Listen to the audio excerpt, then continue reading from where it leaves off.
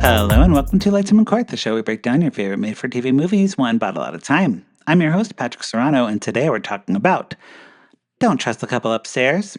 Don't Trust the Couple Upstairs stars Alex Mitchell, Denise Colbrett, and Rob LaCosta Jr.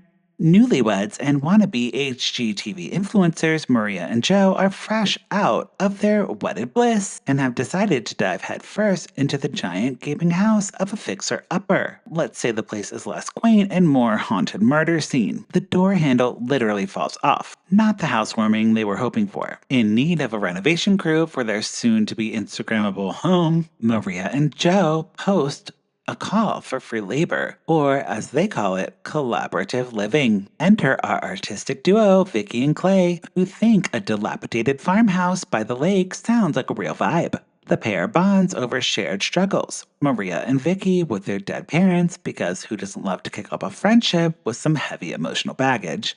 And Joe and Clay over actual farm work, because nothing screams bonding like shoveling manure. Soon enough, Vicki is sketching Joe like it's the Renaissance, while Clay and Maria bond over chess. Things seem a little too cozy until Maria starts to get weird vibes from Clay. We all know that means he's got some issues, and his rage over a lost key is unhinged or unlocked.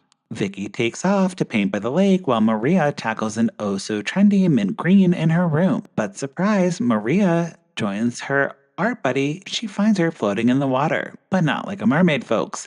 It's the dead man's float. R.I.P. for Vicki. Next entered the detective, who apparently is a professional bloodhound because she's searching the house like she's lost her car keys. She finds Vicki's packed bags and learns Clay is MIA, but also that Maria is playing chess on an app with a friendly game of Let's Decipher My Friend's Murder. The town is abuzz with gossip about Vicki's unfortunate swimming lesson. And let's be real, Maria is now the it girl for all the wrong reasons. After a personal stalking incident, the detective starts probing Maria about her newly married life, because what's a little relationship scrutiny post-murder? Turns out Maria married Joe on a whim, which makes us all raise an eyebrow. Who needs research before a lifelong commitment, right? Maria's friend Brooke decides to spill some tea about Joe's past. It turns out he used to date her. Just when you thought things couldn't get messier, Maria receives a USB drive with alarming photos of Joe and Vicki posed like they're in some twisted Instagram relationship. Maria confronts Joe, who takes his frustration out on potatoes instead of answering her question directly. Did he kill Vicki? He just says, "I would never hurt you." But it's not exactly a solid denial. As the suspense escalates, Joe pulls a Houdini and goes missing, only to be found tied to a bed, gagged, and totally unprepared for the dramatic turn of events. Meanwhile, Maria investigates, discovers Vicki's real identity, Emma Spear. It's like we stumble into the secret life of Britney's lesser-known sister. Oh wait, that title's already claimed. We see you, Jamie Lynn. Maria invites Brooke over for a sleepover, and after yet another break-in, the duo finds out the photos of Joe and Vicki were faked. AI technology strikes again. I will miss the poorly photoshopped pictures on Lifetime. Screw you, AI. Now Maria finds a missing key that is apparently the key to everything. This key unlocks a safe to a deposit box. Clay,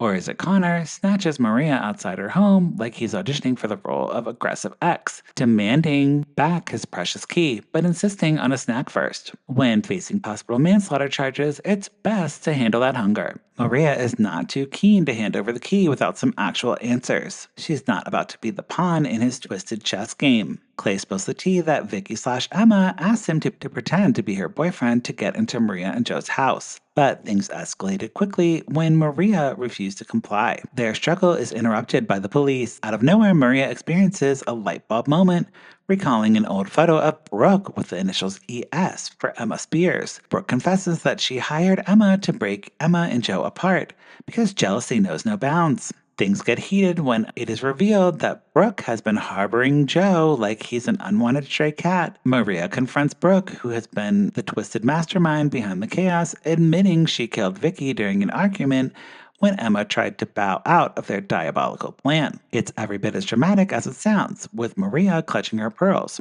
or paintbrushes, in shock. Maria saves her husband from Brooke's clutches.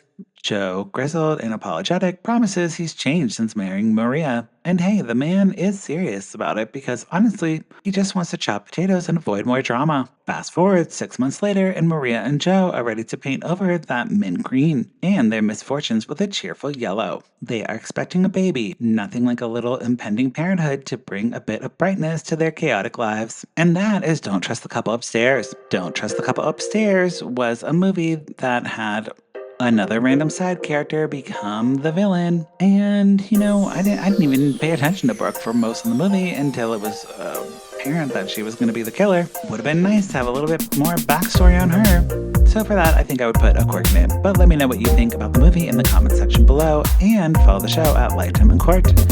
You can also follow me at Patrick Miguel. Lifetime Uncorked is a podcast with hundreds of episodes recapping Lifetime movies. Listen wherever you get your podcasts, and visit lifetimeuncorked.com for full reviews. If you like this episode, please leave me a tip on Ko-fi, buy me a glass of wine, and I'll keep watching Lifetime. That's it for this week. We'll talk to you next time. Bye!